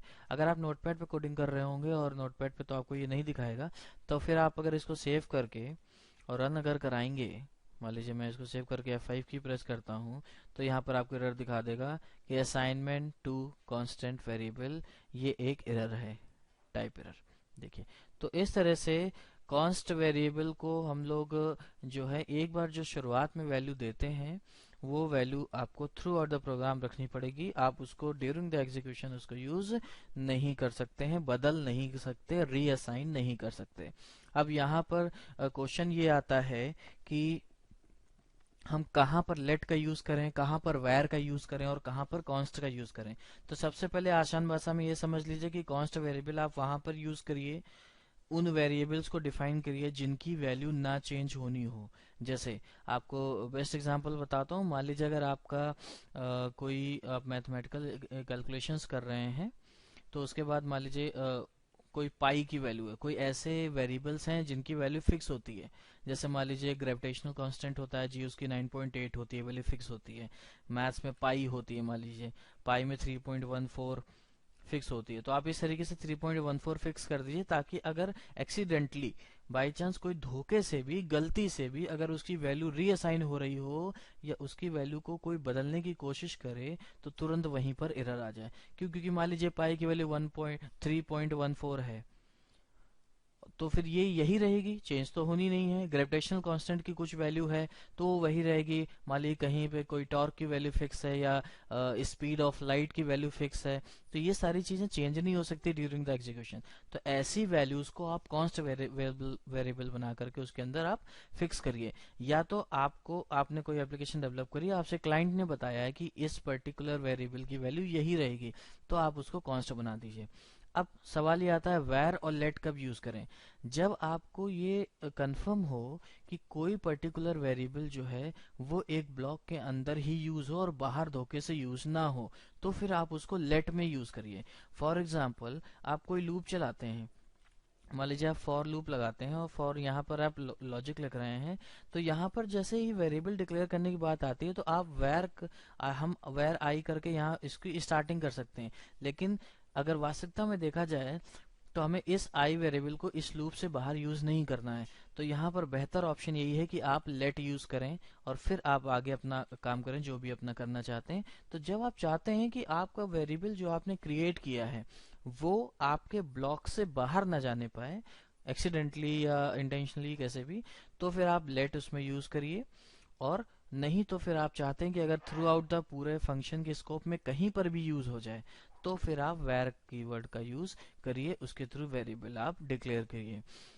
लेट कीवर्ड के बारे में मैं आपको बता दूं कि लेट के थ्रू आप वेरिएबल को डिक्लेयर कर सकते हैं। ये आपका मोजिला में, गूगल वगैरह में, इन सब में, ऑलमोस्ट सारे ब्राउजर्स में तो काम कर जाता है लेट कीवर्ड। लेकिन मैंने अक्सर देखा है कि सफारी जो ब्राउजर है एप्पल का, उसमें ये प्रॉब्लम क्रिएट करता है। तो आप जब कभी भी डेवलपमेंट कर रहे हो तो आप एक बार इसको क्रॉस ब्राउजर जरूर चेक कर लें। सफारी ब्राउजर में मेरे हिसाब से ये थोड़ा सा लेट कीवर्ड जो होता है वो प्रॉब्लम करता है। मान लीजिए आपका क्लाइंट यूएस का है और वो मैकबुक या कुछ इस तरीके से सफारी ब्राउजर वगैरह इस्तेमाल कर रहे हैं, तो फिर आपको ये, अगर आपने कोड लेट से वेरिएबल डिक्लेयर कर रखा है तो शायद ये प्रॉब्लम क्रिएट करेगा। तो आप खुद से हमेशा टेस्टिंग जरूर कर लें, बाकी तो कंपनी में आपके टेस्टर बता ही देगा आपको कि क्या सीन है। तो फिलहाल दोस्तों, वेर, लेट और कॉन्स्ट कीवर्ड के बीच में डिफरेंस यही था। एक सिंपल, कम जल्दी से जवाब देना, कम टाइम में इंटरव्यूअर के सामने आंसर देने के लिए इतना डिस्क्रिप्शन काफ़ी है आपको, कि सिंपल आपको बताना है वेर एक फंक्शन स्कोप्ड होता है, लेट ब्लॉक्ड स्कोप्ड होता है और कॉन्स्ट जो होता है वो रीअसाइन नहीं किया जा सकता। इतना उसके लिए काफ़ी होगा। अगर आप वो और कुछ डिटेल आपसे पूछना चाहेगा तो इसके बाद पूछ लेगा फर्दर। आप उतना जवाब जरूर दें उसको जितना उसको सुनना है। फिलहाल इस वीडियो में इतना ही, मिलते हैं जल्दी ही नए जावास्क्रिप्ट के इंटरव्यू क्वेश्चन के साथ। तब तक के लिए पढ़ते रहिए, सीखते रहिए। Thank you. Hello friends, JavaScript interview question series में आज हम लोग अगला क्वेश्चन डिस्कस करेंगे। इस क्वेश्चन में क्वेश्चन ये है, एरर हैंडलिंग जावास्क्रिप्ट में कैसे की जाती है। मान लीजिए अगर आपसे पूछा जाए इंटरव्यू में कि जावास्क्रिप्ट में एरर को हैंडल कैसे किया जाता है, तो हम उस चीज़ को यहाँ पर डिस्कस करने वाले हैं। सबसे पहले हम बात करें कि एरर हैंडलिंग का सीन क्या है। मतलब एरर क्या होती है जब किसी भी पर्टिकुलर स्क्रिप्ट ब्लॉक को एग्जीक्यूट करते समय, के एग्जीक्यूशन होते समय अगर बीच में कोई प्रॉब्लम आ जाती है या बीच में कोई दिक्कत आ जाती है तो आपकी स्क्रिप्ट ब्लॉक हो जाती है या किल हो जाती है।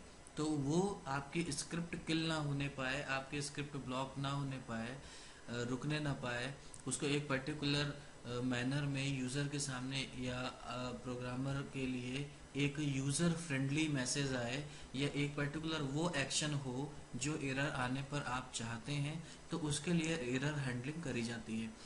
थोड़ा सा इसका थ्योरेटिकल पार्ट देख लेते हैं कि एरर हैंडलिंग जावास्क्रिप्ट में किस तरह से करते हैं।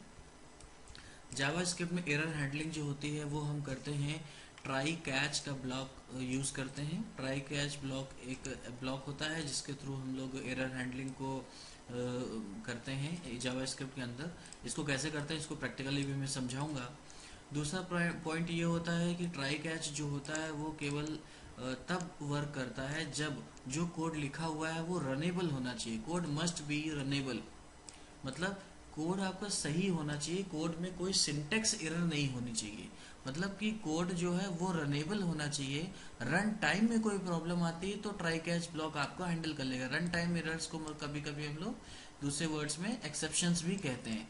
तो आइए सबसे पहले पहले पॉइंट को आपको मैं करके दिखा देता हूँ कि ट्राई कैच ब्लॉक जो होता है वो किस तरह से एरर को हैंडल करता है, इसको कैसे लिखते हैं, इसका सिंटेक्स क्या होता है, किस तरह से करते हैं। इसके लिए मैंने एक विजुअल स्टूडियो में पेज बनाया है, उसमें मैं एक फंक्शन बना रहा हूँ हैंडल एरर नाम का, और उस फंक्शन को मैंने कॉल भी कर लिया है ताकि आपको एग्जीक्यूट करके दिखा सकूँ कि कोड कैसे काम करता है। देखिए, जब कभी आपको लगता है कि किसी एक पर्टिकुलर स्क्रिप्ट के ब्लॉक में या किसी पर्टिकुलर कोड के सेट में एरर आ सकती है तो उसको आपको ट्राई के अंदर लिखना है। मतलब इस तरह से ट्राई ब्रेस को आप ओपन करिए, करली ब्रैकेट को, और क्लोज करिए। फिर उसके बाद आप कैच लिखिए, और फिर उसके बाद यहाँ पर आप ब्रैकेट को ओपन करिए और क्लोज कर दीजिए। देखिए, यहाँ पर ये जो ट्राई का ब्लॉक है, यहाँ पर आपको वो कोड लिखना है जिस कोड में आपको लगता है कि एरर आ सकती है। तो यहाँ पर आपका मेन जो होगा वो कोड ब्लॉक होगा, और उसके बाद अगर इस पर्टिकुलर पूरे कोड ब्लॉक के बीच में अगर कोई एरर आती है, कोई एक्सेप्शन आती है, तो वो हैंडल हो जाएगी कैच में। तब आपको क्या करना है, उसका कोड यहाँ पर आपको लिखना है। मतलब आपको रिजल्ट एक्शन करना है। रिजल्ट एक्शन का मतलब, इसको मैं और प्रॉपर वे में कहूँ तो मैं लिखता हूँ उसको एरर रिजल्ट एक्शन यहाँ पे लिखना है। अभी के लिए मान लीजिए मैं लिख देता हूँ कि यहाँ पर एक मैसेज मैं शो कर देता हूँ कंसोल में, जिसमें ये मैसेज आ जाएगा लिख के कि some error occurred, some error occurred. इस तरह से एक मैसेज आ जाएगा यूजर के सामने, और यहाँ पर अगर कोई एरर होगी तो पहला पॉइंट ये ध्यान रखिए कि अगर इस ट्राई ब्लॉक के अंदर कोई कोड का सेट लिखा हुआ है और उसमें कोई एरर नहीं आई है तो फिर ये ब्लॉक एग्जीक्यूट नहीं होगा। कैच ब्लॉक तभी एग्जीक्यूट होगा, कैच ब्लॉक के अंदर लिखा हुआ कोड तभी एग्जीक्यूट होगा जब यहाँ पर कोई एरर या एक्सेप्शन आई हो। तो फिर मान लीजिए मैं यहाँ पर अभी कुछ भी लिखता हूँ, जैसे लिख देता हूँ कंसोल डॉट लॉग, और यहाँ पे लिख देता हूँ ऐसे ही सक्सेसफुल एग्जीक्यूशन। इस तरह से लिख देता हूँ सक्सेसफुल एग्जीक्यूशन। अभी क्या है, अभी इस कोड में किसी भी टाइप की कोई एरर नहीं आएगी। तो इसको राइट क्लिक करके विविन ब्राउज़र करते हैं। विविन ब्राउज़र पे आने के बाद यहाँ पर राइट क्लिक करता हूँ और इंस्पेक्ट पे जाता हूँ। इंस्पेक्ट पे आने के बाद आप यहाँ कंसोल टैब पे क्लिक करें और यहाँ पे देखिए सक्सेसफुल एग्जीक्यूशन। जब सक्सेसफुल एग्जीक्यूशन होगा तो कैच ब्लॉक एग्जीक्यूट नहीं करेगा।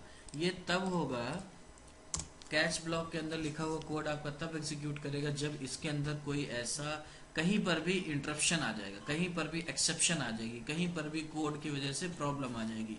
जैसे मान लीजिए मैं लिख देता हूँ V1 इस तरह से, और फिर मैं इस V1 को यहाँ पे लिखता हूँ, V1 को प्रिंट कराने की कोशिश करता हूँ, या आप इसको कोई कैलकुलेट करने की कोई भी किसी भी टाइप की एरर, ये तो मैं एग्जांपल के लिए ले रहा हूँ।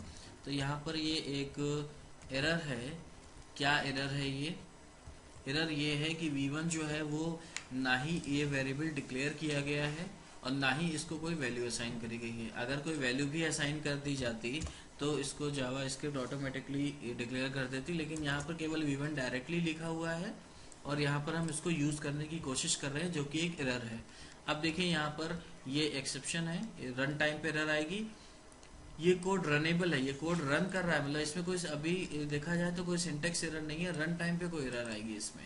तो मैं इसको सेव कर लेता हूँ। सेव करने के बाद कंट्रोल एस से सेव किया। यहाँ पर आने के बाद मैं इसको रिफ्रेश करता हूँ तो ये देखिए यहाँ पर लिखा है सम एरर अकर्ड। मतलब यहाँ पर जैसे ही इसको एरर मिला, एरर मिलने के बाद तुरंत ही इसने इसको थ्रो कर दिया, और थ्रो करने के बाद इसको किसने पकड़ा, इसको कैच ब्लॉक ने पकड़ा। इसी वजह से देखिए नाम भी है कैच। ट्राई किया इस कोड को, अगर कोई एरर आई तो उसको पकड़ लिया कैच ब्लॉक ने। तब देखिए ये मैसेज आया है सम एरर अकर्ड। यहाँ पर देखिए ब्राउजर में सम एरर अकर्ड। तो इस तरह से हम लोग ट्राई कैच ब्लॉक को यूज करते हैं। अब कुछ पॉइंट और डिस्कस कर लेते हैं। जैसे मेरा सेकंड पॉइंट ये था कि try catch only works for run time errors. ये हम लोगों ने देख लिया कि रन टाइम पे काम करता है। दूसरी बात पॉइंट ये था कि कोड मस्ट बी रनेबल। मतलब आपका ट्राई कैच कोड जो है वो रन तभी करेगा जब वो कोड रनेबल होगा, मतलब उसमें कोई दूसरी सिंटेक्चुअल एरर नहीं हो रहा है, ऐसा नहीं है कि कोड ही रन नहीं कर रहा है, रन टाइम के पहले ही एरर आ रही है, तो फिर ट्राई कैच रन नहीं कर काम नहीं कर पाएगा। देखिए कैसे, मान लीजिए यहाँ पर लिखने में कोई पर्टिकुलर गलती हो जाती है, मान लीजिए यहाँ पर कर्ली ब्रेस ओपन हुआ और ये यहाँ पर क्लोज हो गया, मान लीजिए ये मिस हो गया, इस तरह से मिसमैच हो गया, तो सबसे पहले तो आपको यहीं पर एरर दिखा रहा है कि सिंटेक्स एरर दिखा रहा है।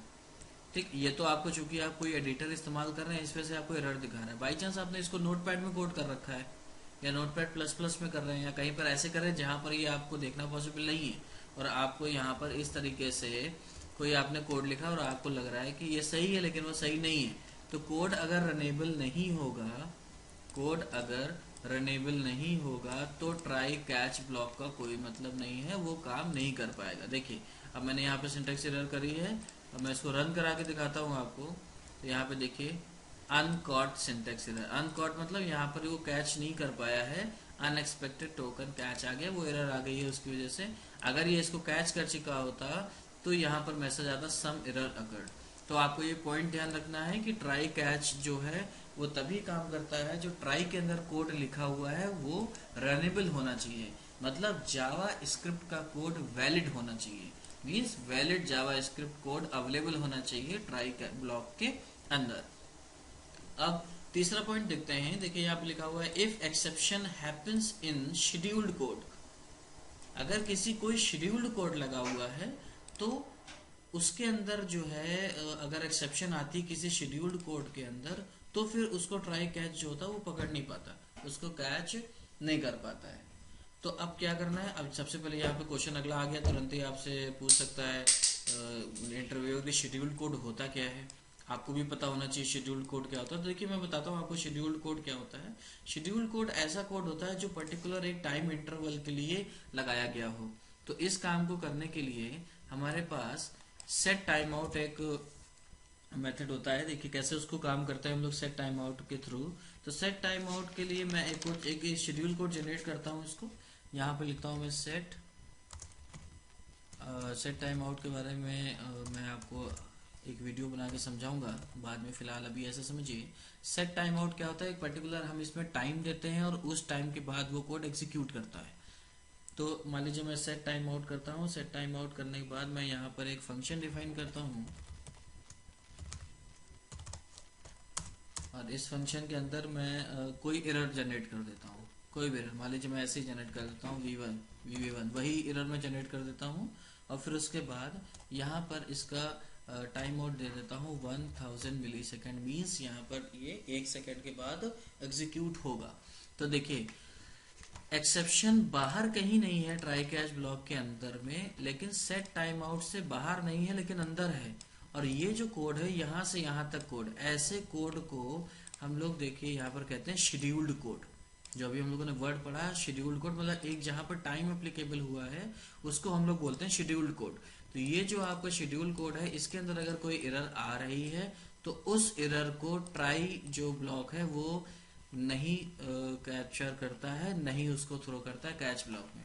देखिए इसमें मैंने यहाँ पर एक जो है वो एरर यहाँ पर क्रिएट करी है। अब मैं इसको रन कराता हूँ, आपको दिखाता हूँ, F5 की प्रेस करता हूँ। तो देखिए यहाँ पर आया पहले सक्सेसफुल एग्जीक्यूशन और फिर उसके बाद आया uncaught error VV1 is not defined. देखिए सक्सेसफुल एग्जीक्यूशन क्यों आया, क्योंकि सक्सेसफुल एग्जीक्यूशन जो है वो इस शेड्यूल कोड से बाहर है, तो ट्राई ने इसके अंदर वाले कोड को एग्जीक्यूट को कैच नहीं किया, जो भी एरर आई है उसको कैच नहीं किया, उसने अपना एग्जीक्यूशन किया फिर बाहर चला गया, फिर उसके बाद 1 सेकेंड के बाद जब ये एग्जीक्यूट हुआ उसमें एरर आई, तो वो उस एरर का मैसेज जो है उस एरर का मैसेज आपको बाद में मिला VV1 इज नॉट डिफाइंड। तो इस तरह से आपका जो शेड्यूल कोड होता है उसके अंदर आप किसी भी तरीके से ट्राई को काम नहीं कर, अभी फिलहाल ऐसे नहीं करवा सकते हैं। और अगर आपको इसके अंदर काम करवाना है, मतलब to catch an exception inside the schedule function या शेड्यूल कोड, आपको ट्राई कैच उसके अंदर रखना पड़ेगा, मस्ट बी इनसाइड। तो आप अगर इसको यहाँ पर इसके अंदर अगर आप ट्राई कैच लिख देते हैं, अगर आपको लगता है कि इसके अंदर हो सकती है तो फिर आपको इसके अंदर भी वही काम करना होगा जो आप करना चाहते हैं। मान लीजिए अगर ये है तो इस कोड को मैं अंदर कर देता हूँ यहाँ पर, और फिर अब उसके बाद यहाँ पर अगर कोई आप कोड करते हैं तो फिर वो कोड जो है वो आपको यहाँ पर दिखाई दे देगा। मान लीजिए मैं पहचानने के लिए कर देता हूँ इनसाइड। अब इसको कंट्रोल एस करते हैं और रन कराते हैं।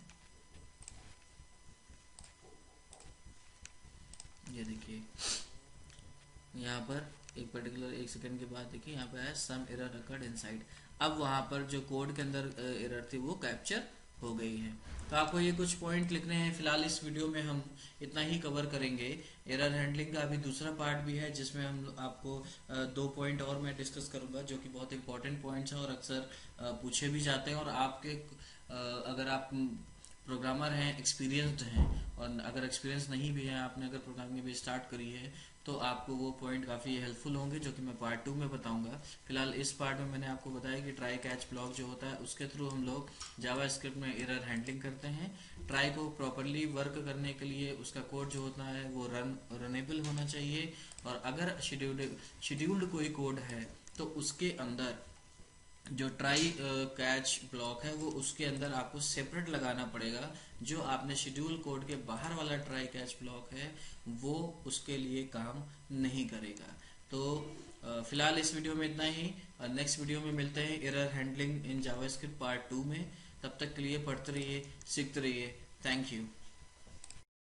Hello friends, JavaScript interview question series में आज हम लोग error handling in JavaScript part 2 discuss करेंगे। इसके पहले वाले पार्ट में हमने एरर हैंडलिंग देखा था कि अगर जावास्क्रिप्ट में आपको एरर हैंडलिंग करनी है, आपका स्क्रिप्ट कोड जो है वो किल ना होने पाए, बीच में इंटरप्ट ना होने पाए, बंद ना होने पाए, इसके लिए हम लोगों ने कैसे इसको हैंडल करना है, ट्राई कैच ब्लॉक का इस्तेमाल कैसे करना है, इस चीज़ को हम लोगों ने सीखा था। उसी वीडियो का पार्ट 2 यहाँ पर आज हम लोग डिस्कस करेंगे। इस पार्ट 2 में हम लोग क्या सीखने वाले हैं? इस पार्ट 2 में हम लोग दो चीज़ें सीखेंगे। पहली चीज़ सीखेंगे एरर ऑब्जेक्ट और दूसरा पार्ट सीखेंगे हम लोग ग्लोबल कैच।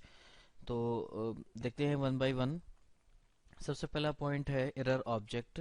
तो एरर ऑब्जेक्ट जो पॉइंट है इसका क्या मतलब है? एरर ऑब्जेक्ट का मतलब है कि जब भी कोई एरर होती है, जब ट्राई ब्लॉक जो होता है उसके अंदर कहीं पर भी कोई एरर अगर होती है तो जावा स्क्रिप्ट क्या करता है, जब अगर वो ट्राई के अंदर है तो उसका एक ऑब्जेक्ट जनरेट करता है जिसमें उस एरर के बारे में पूरी डिटेल्स होती हैं। JavaScript generates an object containing details about it, और उसके बाद उस ऑब्जेक्ट को पास कर देता है कैच में एक आर्ग्यूमेंट के तरीके। मीन्स अगर मैं इसको आपको एग्जांपल से समझाऊं तो मान लीजिए ये ट्राई का ब्लॉक है और इस ब्लॉक में इसके अंदर कहीं पर भी कोई एरर जनरेट होती है तो वो एरर को सारी डिटेल उस एरर्स की एक ऑब्जेक्ट में रख के उस ऑब्जेक्ट को एज एन आर्ग्यूमेंट जो है वो पास कर देता है कैच के अंदर। अब कैच के अंदर यहाँ पर पास करता है तो यहाँ पर रिसीव करने के लिए भी होना चाहिए। अभी लास्ट वीडियो में ये मैं वही एग्जांपल यूज कर रहा हूँ जो लास्ट वीडियो में हम लोगों ने इस्तेमाल किया था। तो थोड़ा सा और डिटेल देख लेते हैं। देखिए अब इसकी प्रॉपर्टीज क्या होती हैं एरर ऑब्जेक्ट की। एरर ऑब्जेक्ट में तीन प्रॉपर्टी मेन रूप से होती हैं। एक होती है नेम, एक होती है मैसेज, एक होती है स्टैक। तो नेम प्रॉपर्टी में क्या होता है? एरर का नेम होता है कि वो एरर किस टाइप की एरर है, जैसे रेफरेंस एरर। ऐसे ही जो मैसेज प्रॉपर्टी होती है उसमें ये पता चलता है कि एरर की डिटेल, कि वास्तविकता में एरर में क्या प्रॉब्लम आ रही है, उसको आपको टेक्सचुअल मैसेज करके इसमें रिटर्न करता है। और स्टैक क्या होता है? स्टैक जो होता है वो शुरुआत से लेकर के एंड तक की आपको कंप्लीट डिटेल देता है, एग्जीक्यूशन से लगा करके कहाँ पर उसको क्या एरर आई, क्या प्रॉब्लम आई। तो वो पूरा अगर आपको देखना है तो वो आप स्टैक में देख सकते हैं। तो देखिए कैसे इसको यूज करते हैं। सबसे पहली बात है कि जब ये जावा स्क्रिप्ट ऑब्जेक्ट को जनरेट करता है तो ऑब्जेक्ट जनरेट करने के बाद ये उस ऑब्जेक्ट को एक आर्गुमेंट के तरीके पास करता है, किसको? कैच को, टू कैच। तो हमें उसको रिसीव भी करना पड़ेगा। तो यहाँ पर अगर कोई जावा स्क्रिप्ट ऑब्जेक्ट जनरेट करेगी एरर का, उसकी डिटेल के बारे में, तो वो उसको पास करेगी कैच को। और कैच को रिसीव करने के लिए यहाँ पर कुछ है नहीं, तो आपको यहाँ पर कैच में उस आर्ग्यूमेंट को रिसीव करना पड़ेगा। और यहाँ पर आपको कोई भी एक नाम देना पड़ेगा। मान लीजिए मैं ERR OBJ दे देता हूँ, एरर ऑब्जेक्ट का शॉर्ट फॉर्म। अब इस एरर ऑब्जेक्ट के थ्रू आप उसकी प्रॉपर्टीज को एक्सेस कर सकते हैं। जैसे मान लीजिए मैं आपको एग्जांपल दिखाता हूँ। अभी हम लोगों ने देखा कि नेम प्रॉपर्टी, तो मान लीजिए यहाँ पर कोई एरर आती है तो अब आप उसको, पहले एक नेम प्रॉपर्टी दिखाता हूँ मैं आपको।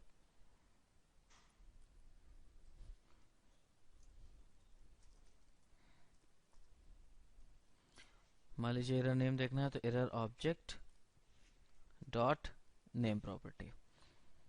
जैसे ही हम इसको सेव करके रन कराएंगे, राइट क्लिक करके व्यू इन ब्राउज़र करते हैं।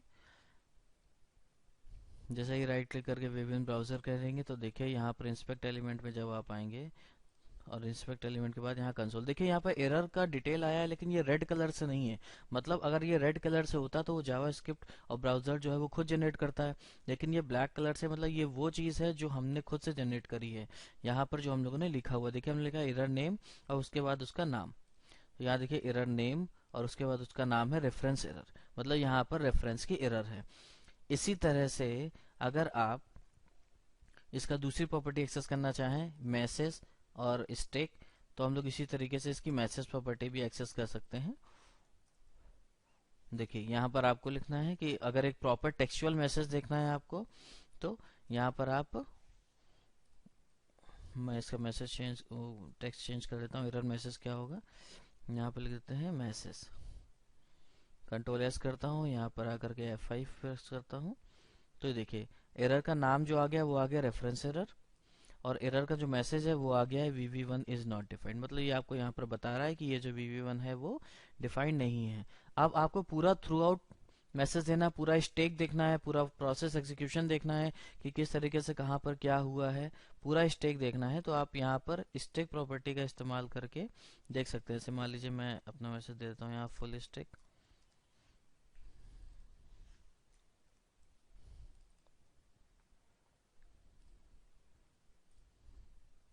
ये देखिए यहाँ पर फुल स्टैक आया है। क्या आया है, रेफरेंस आ गया, ये डिफाइंड नहीं है, और कहाँ पर प्रॉब्लम हुई है ये उसका पूरा एड्रेस आ गया है, और उसके बाद यहाँ पर ये लिखा हुआ है कि किस पूरे यूआरएल में आया है। देखिए अगर आप उस पर क्लिक करेंगे तो क्लिक करने पर आपको दिखा देगा कहाँ पे एरर आ रही है। यहाँ पर इस तरीके से पूरा सोर्स टैब में चला जाएगा, और सोर्स टैब में जाने के बाद आपको दिखा देगा कि यहाँ पर एरर आ रही है 18 नंबर की लाइन पर, जो कि यहाँ पर लिखा हुआ है। ये देखिए 18 नंबर की लाइन।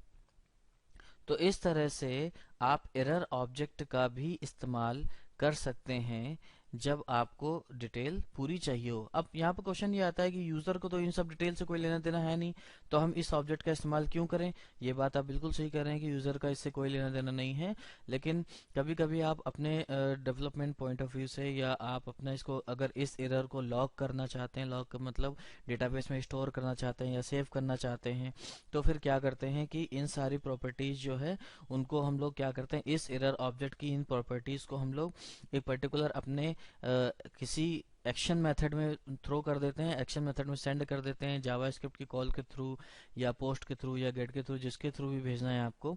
अगर आप MVC यूज़ कर रहे हैं तो एक्शन मेथड में थ्रो कर देते हैं, अगर आप ASP.NET यूज़ कर रहे हैं तो आप फंक्शन में थ्रो कर देते हैं। कैसे, मान लीजिए मैं एग्जांपल देता हूँ, यहाँ पे तो मैं jQuery का एग्जांपल देता हूँ। जैसे jQuery डॉलर डॉट, अगर मान लीजिए पोस्ट किया आपने, इस तरीके से पोस्ट करने के बाद यहाँ पर इस तरीके से आपने उसका वो एक्शन मेथड का नाम दे दिया जहाँ पर आपको इसको सेंड करना है।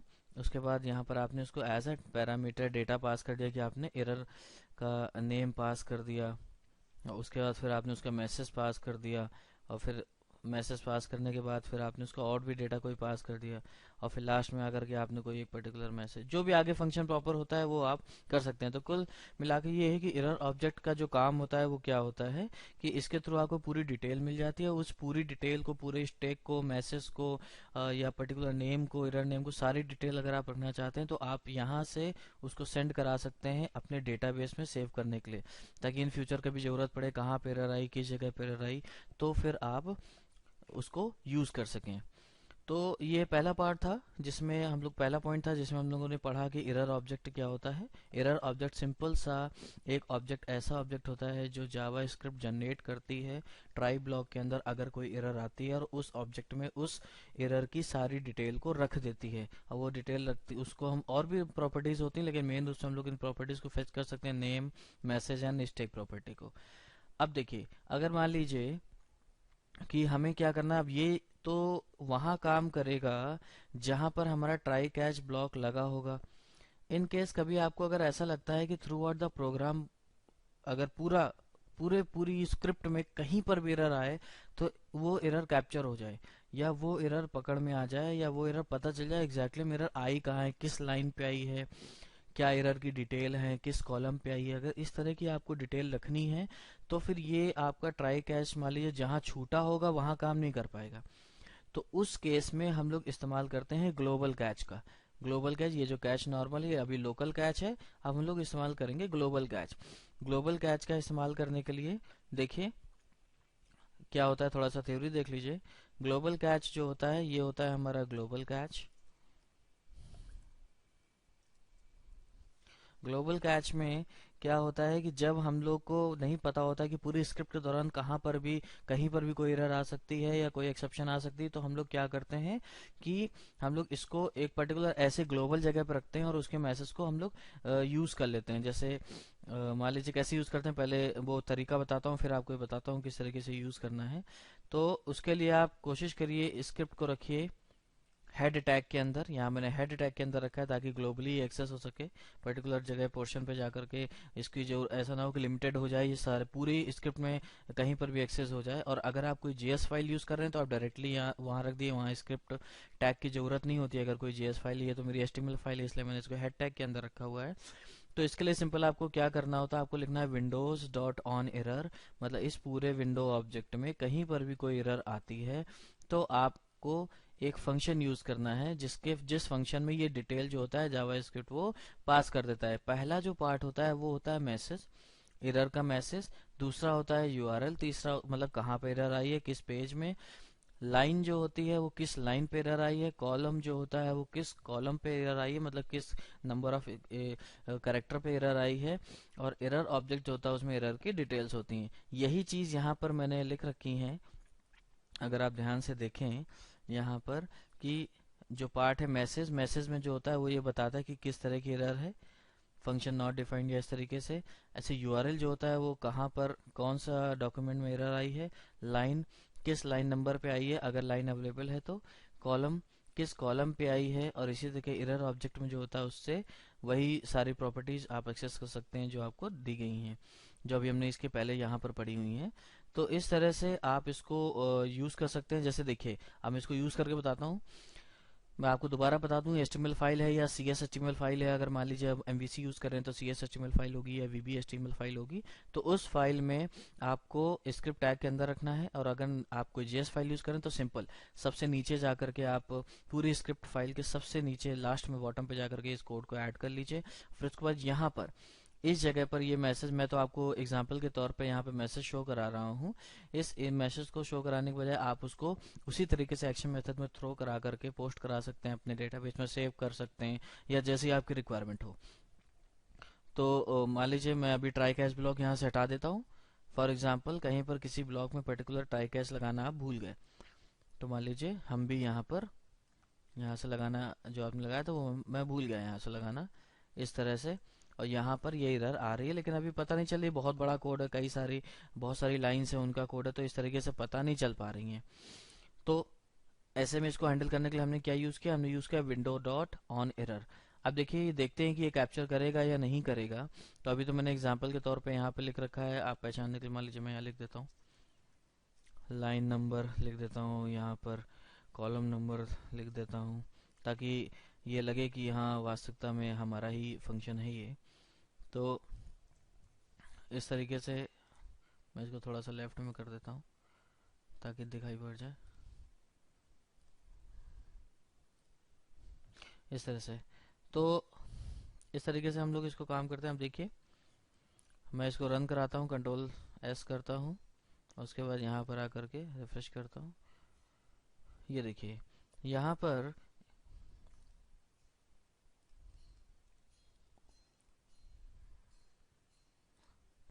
ये स्क्रिप्ट कोड बहुत लंबा हो रहा है, मैं सोचता हूँ इसको ब्रेक कर देता हूँ थोड़ा सा ताकि ये प्रॉपर दिख सके। तो मैं इसको एक लाइन में और लिख देता हूँ, console dot log.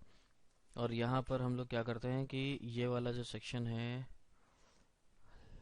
Column name वाला, यहाँ से इसको हम लोग ले करके इसको प्रॉपर इसमें शो करा लेते हैं और इसको यहाँ से हटा देते हैं ताकि आप भी प्रॉपर कोड को देख पाएं। आप देखिए हम लोग रन कराएंगे जब इस कोड को कंट्रोल एस करके सेव करेंगे तो ये जो होगा इस एरर को पहले कैप्चर कर लेगा और कैप्चर करने के बाद फिर एक्सेप्ट फिर एरर आएगी।